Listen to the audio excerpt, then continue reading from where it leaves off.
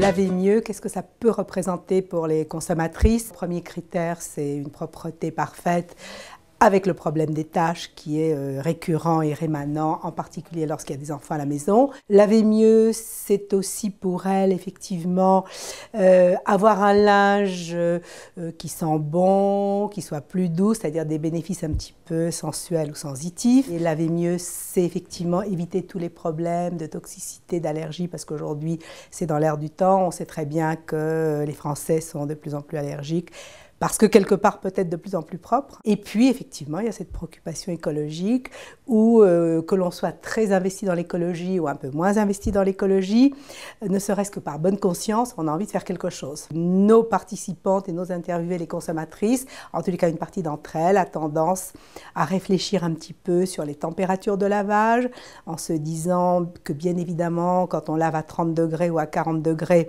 eh bien on consomme moins d'énergie, c'est bon pour le porte-monnaie puisque ça, c'est une préoccupation réelle aujourd'hui aussi. Ça va être bon pour l'écologie. J'ai l'impression aussi que dans l'univers de la lessive, il y a le poids de la tradition, des habitudes, de la transmission, qui rend peut-être les gestes écologiques un peu plus difficiles à adopter.